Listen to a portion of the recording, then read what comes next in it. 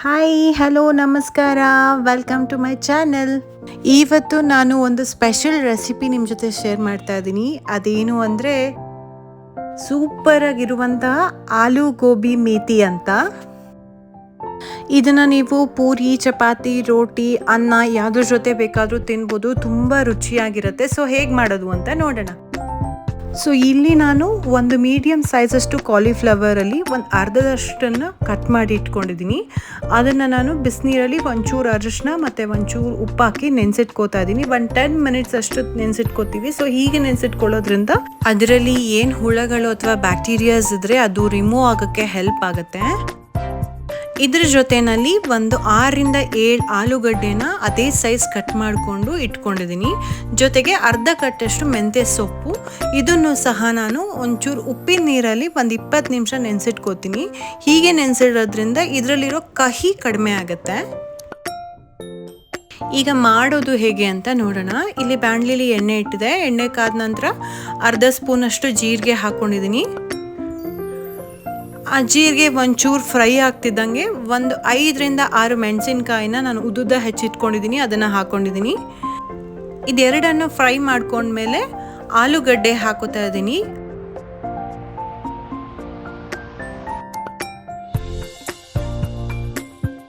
ಈಗ ನೆನೆಸಿಟ್ಕೊಂಡಿದ್ದಂತಹ ಹೂಕೋಸು ಅದನ್ನು ಹಾಕ್ಕೊಂಡೆ. ಅದು ಹಾಕ್ಕೊಂಡ್ಮೇಲೆ ಅದಕ್ಕೊಂಚೂರು ಉಪ್ಪು ಹಾಕ್ಕೊಂಡು ಬೇಕಾದಷ್ಟು ಒಂಚೂರು ನೀರು ಹಾಕ್ಕೊಂಡು ಸ್ವಲ್ಪ ಬೇಯಕ್ಕೆ ಬಿಡಬೇಕು. ಅದನ್ನು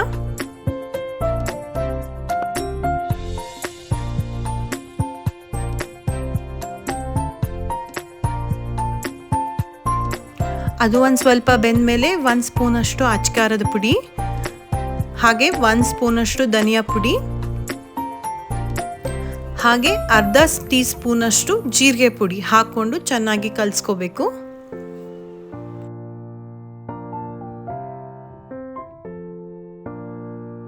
ಈಗ ಎಷ್ಟು ಬೇಕೋ ಅಷ್ಟು ಉಪ್ಪು. ಆ್ಯಕ್ಚುಲಿ ನಾವು ಫಸ್ಟಲ್ಲೇ ಒಂಚೂರು ಉಪ್ಪು ಹಾಕ್ಕೊಂಡಿರ್ತೀವಿ. ಸೊ ಹಾಗಾಗಿ ನೋಡಿಕೊಂಡು ಹಾಕ್ಕೋಬೇಕು.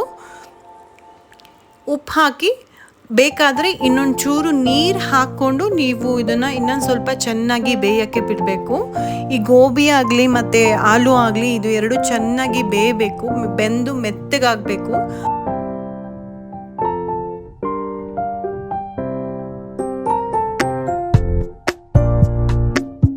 ಈಗ ಇದು ಚೆನ್ನಾಗಿ ಬೆಂದಿದೆ. ಇನ್ ಕೇಸ್ ಬೆಂದಿರೋದು ಹೇಗೆ ಗೊತ್ತಾಗಬೇಕು ಅಂದರೆ ನಾವು ಒಂದು ಸ್ಪೂನ್ ಅಲ್ಲಿ ಹಾಕಿ ನೋಡಿದರೆ ಅದು ಚೆನ್ನಾಗಿ ಕಟ್ಟಾಗಬೇಕು. ಆಲೂ ಅಥವಾ ಗೋಬಿ ಅದು ಕಟ್ಟಾದರೆ ಚೆನ್ನಾಗಿ ಬೆಂದಿದೆ ಅಂತ ಅರ್ಥ.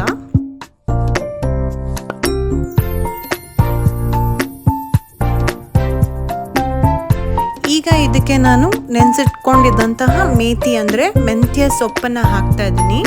ಹಾಕಿ ಚೆನ್ನಾಗಿ ಮಿಕ್ಸ್ ಮಾಡಬೇಕು. ಚೆನ್ನಾಗಿ ಮಿಕ್ಸ್ ಮಾಡಿ ಮತ್ತೆ ಮುಚ್ಚಿ ಒಂದು 5 ಮಿನಿಟ್ಸ್ ಬಿಟ್ಟರೆ ಆಲೂ ಗೋಬಿ ಮೇಥಿ ರೆಡಿಯಾಗಿರುತ್ತೆ.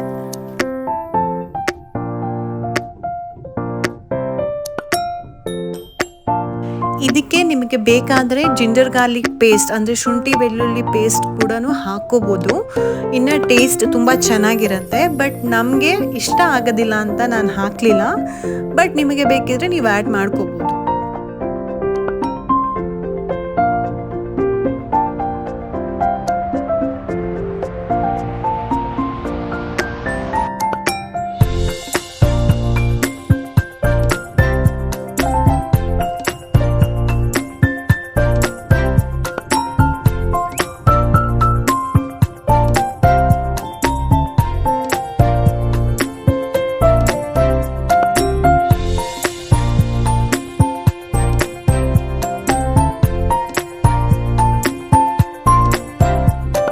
ಸೊ ಇವಾಗ ಎಲ್ಲಾನು ಚೆನ್ನಾಗಿ ಬೆಂದಿದೆ ಆ್ಯಂಡ್ ಬೆರೆತ್ಕೊಂಡು ಇದೆ.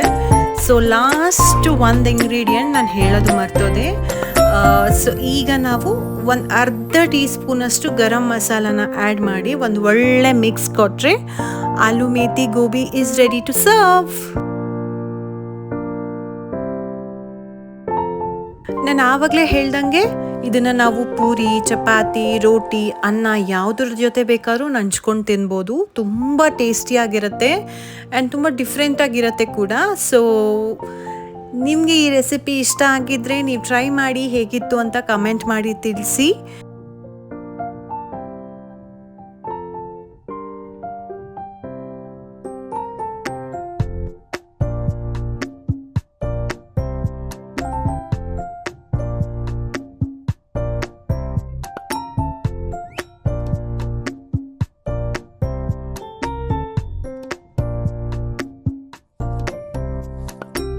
ಇದಾಗಿತ್ತು ನನ್ನ ಆಲೂ gobi methi recipe.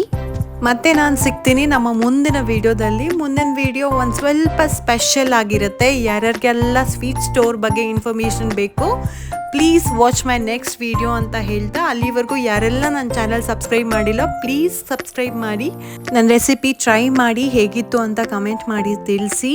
Until then see you, tata bye bye, take care.